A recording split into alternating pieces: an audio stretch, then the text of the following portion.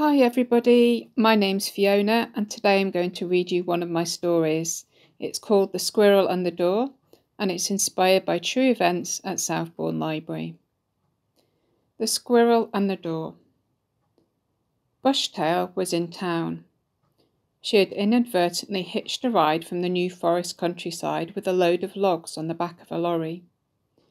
It wasn't until the lorry stopped to let some humans cross the road that she had the chance to jump down onto the hard ground alongside.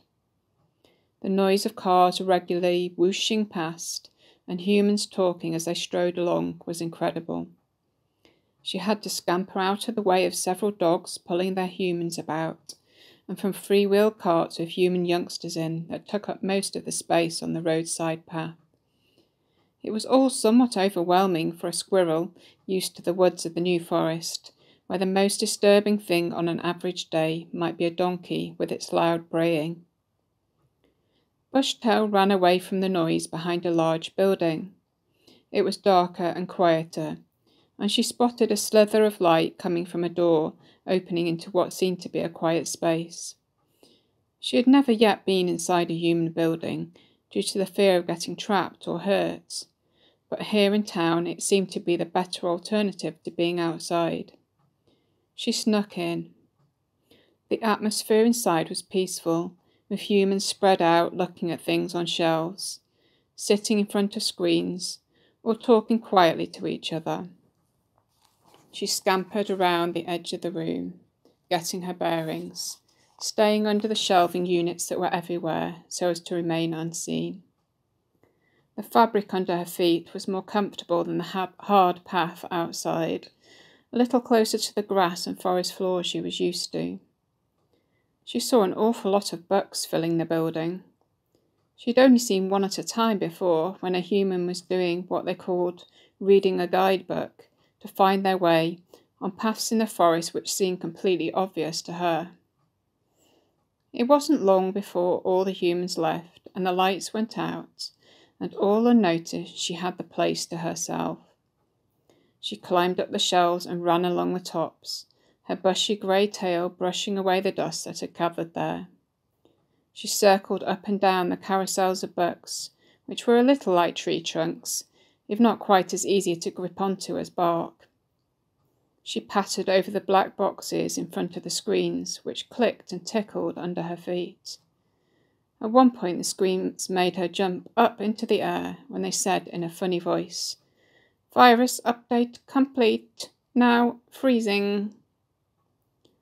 She had just curled up for a rest in a homemade nest of soft fabric she had found in the area she could smell the human youngsters frequented, when the front door opened and a human came in. Bushtail watched and waited. Would she need to seek a hidey hole? At first the human was busy bustling around and didn't see her. But then all at once, "Eek! A squirrel!" and a black stick was being waved towards her. Bushtail ran off under the shelves, followed by the human. Bushtail was far faster, but it was a small building, and soon the human caught sight of her at the far end and chased her back the other way, round, under the tables, by the screens, and back and forth across the youngsters' area. Bushtail was quite exhilarated by all the running around, especially as the human was nowhere close to catching her. Eventually the human gave up, saying, "I'll have to stop cleaning and report it for them to sort in the morning."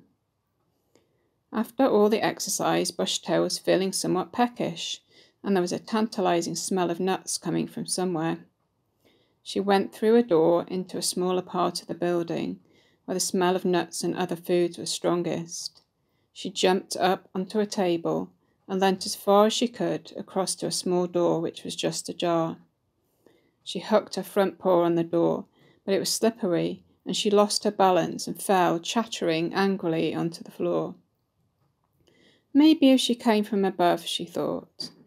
She jumped from the table up to the top of the tower of compartments, and leaning down managed to flick open the drawer and drop inside the small compartment, all in one fluid movement. She quickly found the packet and tore in and consumed the whole nuts, which were a new kind to her and most delicious. The jar proved more difficult to get into, but after some effort with paws and teeth it came open, and she licked out every last scrap of the crushed nuts within.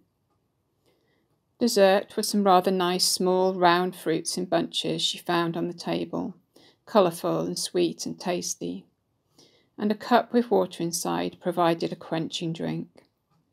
And so to sleep, surrounded by some books she had found and pulled out of boxes and off shelves, with pictures of squirrels, donkeys, pigs, or trees on the front, to help herself feel more at home.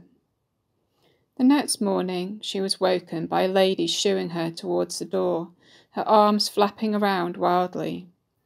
But Bushtail was quite content to stay for a bit longer, so she declined to go out and ran to the back of the building. More humans pointed out where she was excitedly. One seemed scared and jumped up on top of a table, and one even took a picture of her. Some tried to encourage her out a door they had opened at the back. After some more darting back and forward, Bushtail got the message that maybe it was time to move on and explore some more of the town. After all, this was just one building, even if it had proved to be most pleasant and well kitted out. She dashed out the front door and round the side of the building under a hedge, while she considered which way to go and what she'd most like to see. Maybe the sea and beach she'd heard a donkey talk about.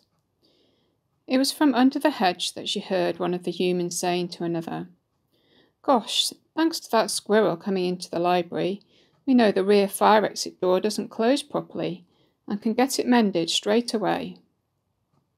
Bushtail flicked her tail proudly and headed off to explore a bit more of Bournemouth. Thank you for listening. You might like to think about what's happening in the libraries whilst they're not being used normally.